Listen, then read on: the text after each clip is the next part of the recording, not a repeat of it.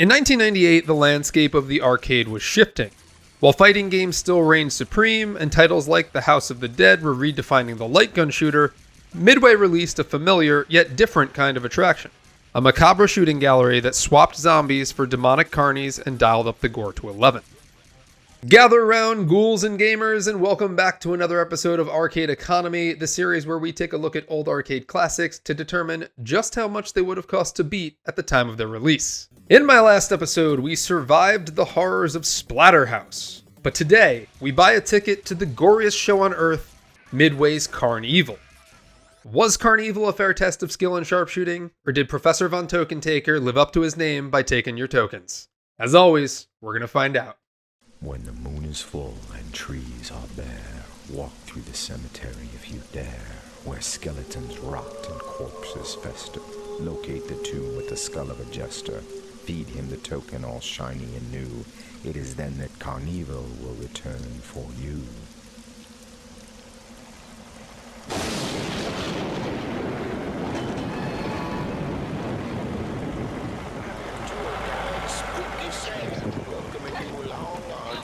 Sam's Ghost Tour. On your left, you'll see the tomb of Ludwig von Tokentaker, where the legend of Greeley Valley all got started. You all know the legend of Greeley Valley.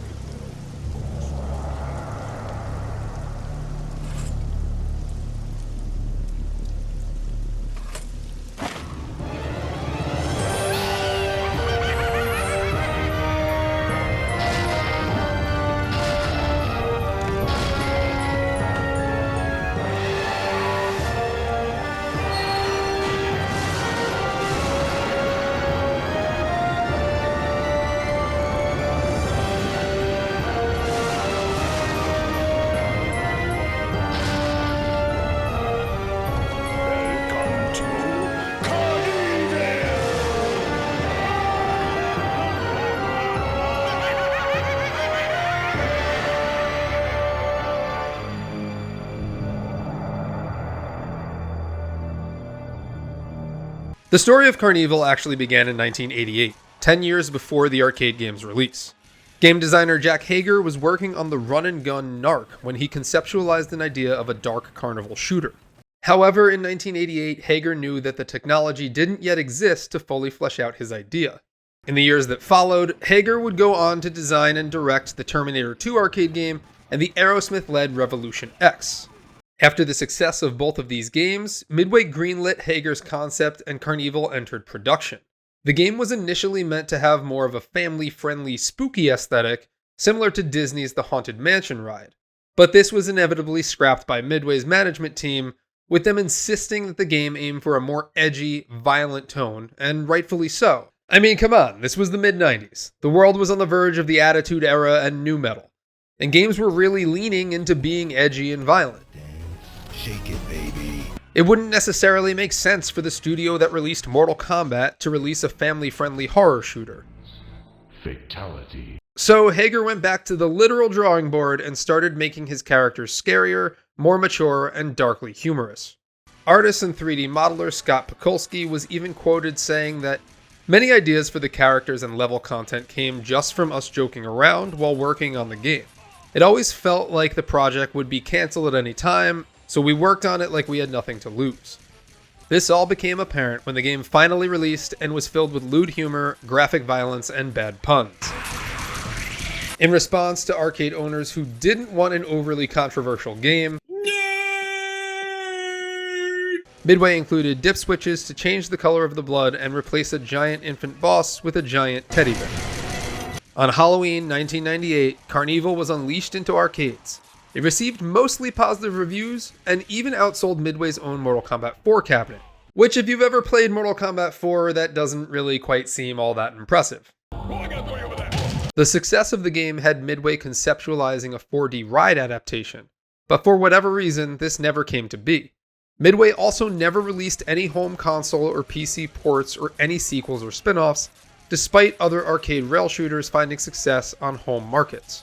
This was just a one-and-done late 90s arcade rail shooter, which is kind of a rarity, really. However, CarnEvil did go on to influence several other games years later. The PC game Killing Floor is seen as a spiritual successor to CarnEvil. The game's influence is also seen in the Painkiller Battle Out of Hell expansion pack, and in the VR game Until Dawn Rush of Blood.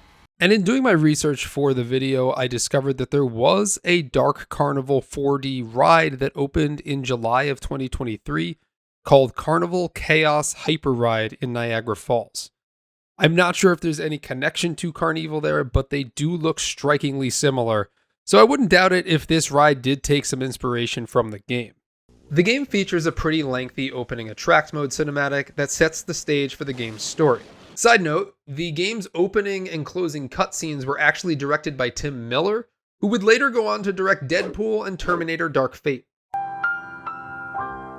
We join a ghostly hayride tour on the outskirts of the fictional Greeley Valley, Iowa. The tour guide narrates the local legend of Ludwig von Tokentaker, a brilliant architect and carnival owner who was spurned by the townsfolk and in an act of revenge sealed a pact with dark forces, torturing and murdering the citizens before his carnival vanished into the earth. The legend speaks of a magic token that, if placed back in the mouth of Umlaut the Jester, would raise the evil carnival once more. Ignoring every horror movie trope in existence, one of the protagonists finds the very token buried in the graveyard the tour passes through. He inserts it into the Jester's mouth on the central tombstone and brings the horrifying legend to life. From here, players take on the role of two unnamed heroes, armed with guns provided by the resurrected Umlaut, a taunting, disembodied Jester Skull who also happens to be Tokentaker's son? Umlaut serves as the game's guide, gleefully sending the players through the carnival's 4 main attractions. Players are accompanied by their friend and NPC Betty, who must be saved from danger throughout the game. The goal of the game is pretty simple: survive the night. CarnEvil is an on-rails light gun shooter that can be played with 2 players. Players get to choose between 3 levels to start: Haunted House, Rickety Town, and Freak Show, each of which come with their own Umlaut intro rhyme. What goes up must come down. Now you're headed for Rickety Town. If players make it past all 3 levels, then they will be granted a final showdown at the big top level. Haunted House is exactly what it sounds like: a haunted house filled with zombies, ghouls, and bats. And Hambone. More on him in a little bit. Rickety Town is an evil theme park with a dark Christmas theme. You'll see evil elves, Smilin' Bob, and Carney the dinosaur. Get it? It's like Barney the dinosaur. Listen, like I said, this game is just built on puns. The Freak Show level features deformed oddities, like Flapjack the conjoined twin, and I think that's a literal spider monkey. If you get to Big Top, you'll find yourself in a circus tent to take on a number of evil clowns, evil poodles, and mimes who I'm pretty sure don't even try to fight back. Nice touch, Midway. I may have been wrong about you. Each gun is made to look like a pump-action shotgun and can be reloaded by shooting off screen or cocking the pump. There are a number of power-ups scattered throughout the game and include an ammo increase upgrade that will stay with you until you die, health pickups, and 4 different ammo upgrades: shotgun, machine gun, acid bath, and flamethrower. Just make your shots count when you pick these up because they will not refill after being depleted. If players are able to save Betty from the horrors of CarnEvil, they will receive bonus points. If Betty is accidentally shot, you'll be penalized with a loss of health. The game was praised for its graphics upon its release, and I agree, the game looks great and it still holds up today. The game also has a certain charm to it and a lot of character. Sure, it borrowed a lot of its gameplay mechanics from other on-rail shooters of the 90s, but this game was a parody that completely embodied the humor of its time. It's like if Mel Brooks went out and made a light gun game. The game also has incredible enemy variety, with each level having enemies unique to that stage. The one thing that CarnEvil does lack in its gameplay is the ability to choose your path through actions done in the game, and background secrets, 2 things that were pretty prevalent in 90s light gun shooters around this time. All stages have a boss and a sub-boss battle, with the exception of Rickety Town, which excludes a sub-boss. Hambone is the sub-boss of the haunted house, and I feel like that is the only way you're allowed to pronounce his name. He shows up on fire and equipped with a Gatling gun for a hand. I aimed for the Gatling gun, which would stagger his shots. He's honestly not that hard. After defeating him, he will show up again a few moments later as Hambone the Revenge. This time he'll shoot exploding skull missiles at you, which you can shoot down before being hit. You can also shoot off his mask in this form. The main boss of Haunted House is Evil Marie, a very booby vampire lady in a Victorian dress wielding an axe. In her second phase, she'll start hucking axes at you from afar, so I just tried to focus them and shoot them down during this stage. When she gets to about half health, you'll shoot her dress off, revealing her iron underwear, which might be why she's so cranky. In her final form, she'll hurl energy at you, which can also be shot down. Krampus is the only boss in Rickety Town, and he's pretty easy to stagger if you aim for his head or his feet. He'll try to attack you with his claws, which I found to be potentially unavoidable. In one of his phases, he'll also throw hot coal at you. Again, I just took my time here to shoot it down. For the Freak Show stage, the sub-boss was Cyclops, and the boss was Junior the Giant Baby. Although if you're playing the censored version, you might face Deddy, the undead teddy bear. When fighting Cyclops, pretty self-explanatory, just aim for his many eyes. And when fighting Junior, I aimed for the face, which seemed to stagger him. Although again, some of his attacks appeared to possibly be unavoidable. The final big top level has Umlaut as its sub-boss, and who else but Professor Ludwig von Tokentaker himself as the big bad. Just make your shots count when facing Umlaut as he floats around irregularly. There's not really any trick to it though outside of just shooting him. Tokentaker is easily the longest fight in the game and will instruct skeletons to attack you while shooting you with his musket. The skeleton's attacks actually do more damage to you than Tokentaker's gun, so focus them first. In his final form, he'll hurl fireworks at you. So again, try and shoot them in between taking shots at the big man himself. Once you beat him, he'll fly into his blimp's propeller, sending the airship crashing down, with the player waking up next to the grave where the carnival rose. Everything for now seems to be back to normal. The game ends on a cliffhanger with the player putting another token back into Umlaut's mouth.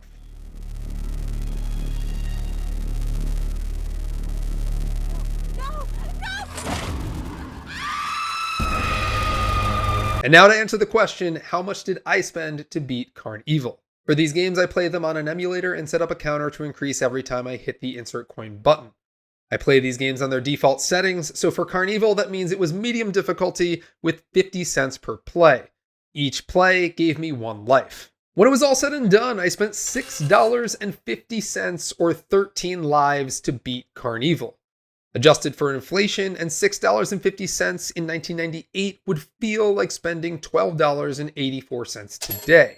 It took me just under 30 minutes to beat CarnEvil, so that factors out to about 22 cents per minute, which when looking at other rail shooters is right around the same area. For the bosses, I spent no money on Hambone, $1 on Evil Marie, 50 cents on Krampus, Cyclops, Junior, and Umlaut, and $1 on Tokentaker, bringing my boss total to $4. So yeah, that's definitely where most of my money went. And now, let's bust out my Predatory game scale to determine just how predatory CarnEvil was in stealing your money. Total cost was pretty low, especially for a rail shooter in 1998. While the game was a little short at under a half hour, the cost per minute was a little higher than most of the other games I've played in the series, but again, when comparing it to other shooters, it's right around that same area.